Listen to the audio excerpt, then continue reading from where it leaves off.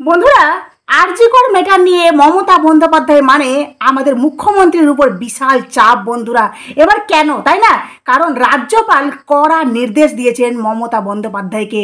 কারণ বিনীত গোয়েলের যেখানে নাম উঠেছে সেখানে তো মমতার উপর চাপ আসবেই। চলুন ভিডিওটা দেখুন, পুরো ডিটেলসে আপনাদেরকে বলবো যে রাজ্যপাল কি বললেন মমতা বন্দ্যোপাধ্যায়কে। চলুন তার সাথে আপনাদেরকে বলবো, আপনারা প্রত্যেকে জানেন যে আজকে কিন্তু উপনির্বাচন মানে ভোট।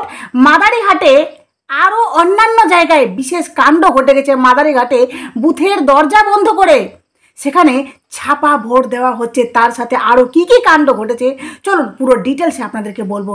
নমস্কার বন্ধুরা, আমি সনকা, আপনাদের সবাইকে আমার নতুন একটি প্রতিবেদনে স্বাগত জানাই। বন্ধুরা, তো মুখ্যমন্ত্রী মানে আমাদের দিদি বিশাল চাপে আছেন। কারণ এই যে আরজিকর ম্যাটার নিয়ে দিদি যত পালাতে চাইছেন, যত চাইছেন যে আমি আমার মাথায় কোনো বোঝা রাখবো না, তারপরও কিন্তু দিদি প্রত্যেকটা ম্যাটারে আপসে আপ জড়িয়ে যাচ্ছেন। কারণ তার চারিদিকে যে ছড়ানো ডালপালা তারা যে জড়াচ্ছে, তো আলটিমেটলি দিদির নাম তো আসবেই না। যেই সঞ্জয় রায় নিজের মুখে বিনীত গোয়েলের নাম উচ্চারণ করেছেন, সেখান থেকে কিন্তু দিদি আলটিমেটলি জড়িয়ে গেছে। তোমাদেরকে বলি বন্ধুরা যে রাজ্যপাল দিদিকে কি বলেছেন। প্রাক্তন পুলিশ কমিশনার বিনীত গোয়েলের বিরুদ্ধে বিস্ফোরক অভিযোগ করেছে সিভিক ভলেন্টিয়ার সঞ্জয়, তাই না? তো যেই সঞ্জয় কোর্ট থেকে বাইরে বেরিয়ে প্রিজন ভ্যান থেকে সে চিৎকার করে বিনীত গোয়েলের নাম বলেছিল, আর সাথে বলেছিল ডিসি স্পেশাল, মানে এই দুজনের নাম বলেছিল সঞ্জয় যে এরা দুজন আমাকে ষড়যন্ত্র করে ফাঁসিয়েছে, তাই না? এই জন্যই এই আইপিএসকে নিয়ে মুখ্যমন্ত্রী মমতা বন্দ্যোপাধ্যায়ের কাছে রিপোর্ট চাইলেন রাজ্যপাল সিবি আনন্দ বোস। আশা করি আপনারা প্রত্যেকে কিছু না কিছু হলেও একটু হলেও খুশি হবেন যে মমতা বন্দ্যোপাধ্যায়ের উপর এই যে চাপটা, যে বিনীত গোয়েলের পুরো ডিটেলস মানে এই বিনীত গোয়েলের সম্পর্কে রিপোর্ট চাইলেন মমতা বন্দ্যোপাধ্যায়ের কাছে রাজ্যপাল। যাই হোক, এবার আপনাদের কাছে আসি বন্ধুরা, যে আজকে উপনির্বাচন আপনারা প্রত্যেকে জানেন যে আরজিকর ম্যাটারের পর কিন্তু এবার প্রথম ভোট। তো সেখানে কি কাণ্ড ঘটেছে, মানে এই যে ভোট নিয়ে আমাদের রাজ্যে যা হচ্ছে এর তুলনায় অন্যান্য জায়গায় কিন্তু বিশেষ ভালো হচ্ছে। কারণ জামশেদপুরে আমি দেখলাম কি সুন্দর করে শান্ত শৃঙ্খলা, যে যার মতো আসছে লাইন বাই লাইন নিজের মতো করে ভোট দিয়ে যাচ্ছে। সেখানে না কোনো রকমের লাইন করার জন্য কোনো সিভিক আছে, না পুলিশ আছে, মানে কোনো দরকার নেই। হ্যাঁ, নিজের মতো করে কি সুন্দর করে শান্তি শৃঙ্খলা বজিয়ে কি সুন্দর করে ভোট দিচ্ছে, আর নিজের মতো করে সবাই আবার চলে যাচ্ছে। কোনো দাঙ্গা ফাসাদ, কোনো ঝোড় ঝামেলা কিচ্ছু নেই। কিন্তু রাজ্যে কি হয়েছে সেটা তো আপনাদেরকে জানতেই হবে, তাই না? তো ছাপা ভোট মনের সুখে হাতে নাতে, মানে ছাপা ভোট দিতেই মনের সুখে দিচ্ছিল ছাপা ভোট, তো ধরা পড়তেই আটক মাদারিঘাটের বিজেপি প্রার্থী। সকাল থেকে শুরু ভোট। একটু মন দিয়ে কথাগুলো শুনেন বন্ধুরা। আরজিকর কাণ্ডের পর রাজ্যের প্রথম ভোট আজ বুধবার। রাজ্যের মোট 5টি জেলার 6টি কেন্দ্রে চলছে উপনির্বাচন। নির্বিঘ্নে নির্বাচন করার জন্য সকাল থেকেই প্রত্যেকটি ভোট কেন্দ্রে নিচ্ছিদ্র নিরাপত্তায় মুড়ে ফেলা হয়েছে। অশান্তি রুখতেই পুলিশের সাথে মোতায়েন করা হয়েছে 112 কোম্পানি আধা সেনা। শান্তি বজায় রাখতে বদ্ধপরিকর নির্বাচন কমিশনও। কিন্তু তারপরেও নিরাপত্তার ফাঁক ফোকর গলে রাজ্যের বিভিন্ন প্রান্ত থেকে উঠে আসছে একের পর এক বিক্ষিপ্ত অশান্তির খবর। এটা তো মানে একটা কমন ব্যাপার, তাই না?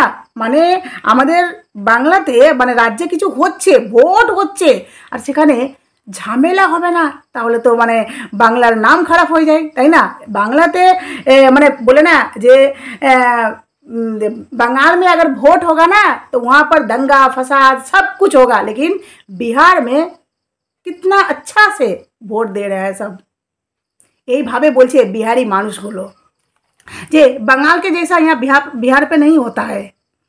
বলছে এর মধ্যে 12টা নাগাদ বুথের দরজা বন্ধ করে, পয়েন্ট টু বি নোটেড, 12টা নাগাদ বুথের দরজা বন্ধ করে ছাপা ভোট দেওয়ার অভিযোগ উঠেছে বিজেপি প্রার্থী রাহুল লোহারের বিরুদ্ধে। ইচ্ছামতো ছাপ্পা দেওয়ার অভিযোগে ইতিমধ্যে আটক করা হয়েছে। মানে ভোট দেখেন, ভোট হলো গিয়ে প্রার্থী মানে একটা জনগণ বা একটা মানুষ সে নিজের ইচ্ছা মতো তার প্রার্থী পছন্দ করবে, সে প্রার্থীকে সে নিজের ইচ্ছা মতো ভোট দিবে। কিন্তু না, এখানে কি হচ্ছে, জোর জাবরান ভোট, মানে বলতে পারেন যে ভোটটা দিয়ে দেওয়া হচ্ছে, ইচ্ছা করে ছাপা দেওয়া হচ্ছে ওখানে। মাদারিহাটের এই বিজেপি প্রার্থীকে মানে আটক করা হয়েছে। বিজেপি প্রার্থীকে খবর জানাজানি হতেই এই বিজেপির প্রার্থীকে ঘিরে স্থানীয় বাসিন্দারা বিক্ষোভ দেখাতে শুরু করেন। আচমকা ভোট চলাকালীন নৈহাটির, এবার বলি আপনাদেরকে, নৈহাটির ভোটপাড়া কেঁপে ওঠে পুলিশ গুলির শব্দে। আচমকা ভোট চলাকালীন, একটু শুনেন কথাগুলো, মন দিয়ে একটু শোনেন বন্ধুরা। নৈহাটির ভাটপাড়া কেঁপে ওঠে গুলির শব্দে। এই গলাগুলিতে মৃত্যু হয় তৃণমূল নেতা অশোক সাউয়ের। সকাল থেকে এখনও পর্যন্ত রাজ্যের যে 6টি বিধানসভা কেন্দ্রে উপনির্বাচন হচ্ছে, সেখান থেকে নির্বাচন কমিশনের কাছে মোট 41টি অভিযোগ জমা পড়েছে। এর মধ্যে 16টি অভিযোগ বিজেপির।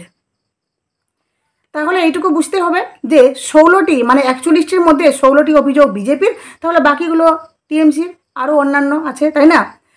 তো ভোটের দিনেই মেদিনীপুরের ভোটারদের খাবার দিচ্ছিল বিজেপি। এই ঘটনায় বিজেপির বিরুদ্ধে বিধিভঙ্গের অভিযোগ এনেছে তৃণমূল। নির্বাচনের দিনে নৈহাটির বিজেপি প্রার্থী রূপক পাত্র ভোটের প্রচারে বেরিয়েছিলেন। এই খবর জানাজানি হতে তার বিরুদ্ধে ওঠে বিধিভঙ্গের অভিযোগ। এই অভিযোগ তুলে তার বিরুদ্ধে সরব হয়েছে তৃণমূল।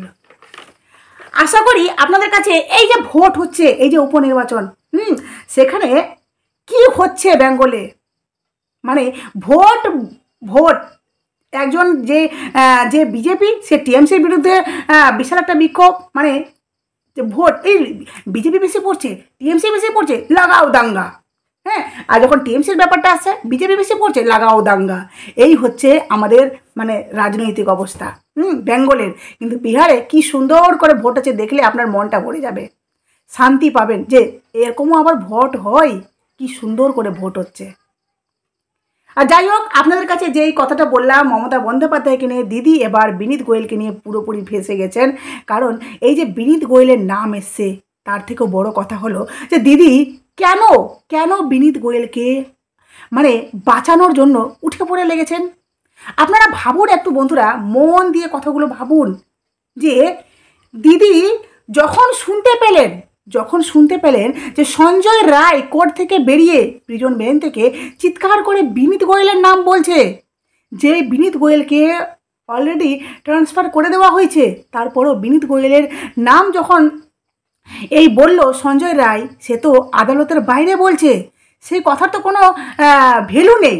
তারপরেও কিন্তু সেই নামটা কেন বলা হলো, সেটাকে আটক করার জন্য সঞ্জয়ের এবার মানে পুরো ইটাই চেঞ্জ করে দেওয়া হলো, রিপ্লেস করে দেওয়া হলো তার যাতায়াতের জায়গাটা। মানে তাকে যে প্রিজন ভ্যানে নিয়ে যাওয়া হচ্ছিল, এবার তাকে অন্য গাড়ি, এমনভাবে এসিতে, পুরো ছোট গাড়িতে কালো কাচে ঘেরা, যাতে সে ভিতরে যতই আছড়াক, যতই চিৎকার করুক, যতই কিছু বলুক না কেন, তার আওয়াজ যাতে বাইরে কারো কাছে না পৌঁছায়।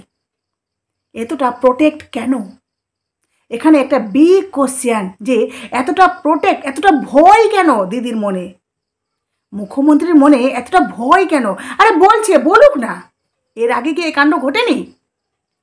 একজন মানুষ যে জানে যে আমি এমন একটা ফ্যাশনের মধ্যে জড়িয়ে গেছি, বা এমন একটা কাণ্ড আমি করেছি যার জন্য আমার ফাঁসি হতে পারে, ফাঁসি হবে, সেই মানুষটা যদি চিৎকার করে কারো নাম বলে আদালতের বাইরে, তাহলে তো কোনো ভয়ের কোনো ব্যাপার নেই। কিন্তু সেই কথাটাকেও দিদি কিন্তু এড়িয়ে যেতে পারছেন না, ইগনোর করতে। দিদি সেটাকে বন্ধ করার জন্য কলকাতা পুলিশ একদম জোর জাবরান করে ব্যাস সঞ্জয়ের মুখটা বন্ধ করতে হবে, যার জন্য গাড়িটাকে চেঞ্জ, এবার অন্যভাবে আদালতে আনা হবে। কারণ সঞ্জয় যদি কোনো কিছু না বলে তাহলে তো কেউ শুনতে পাবে না।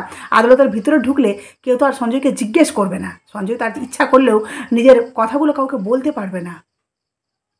ভাবুন ভাবুন কি অবস্থা, মানে এতটা ভয়। বা বিনীত গোয়েলের নাম যে নিয়েছে, এই যে বিনীত গোয়েলকে বাঁচানোর জন্য বা সঞ্জয়ের মুখ বন্ধ করার জন্য এতটা মরিয়া কেন?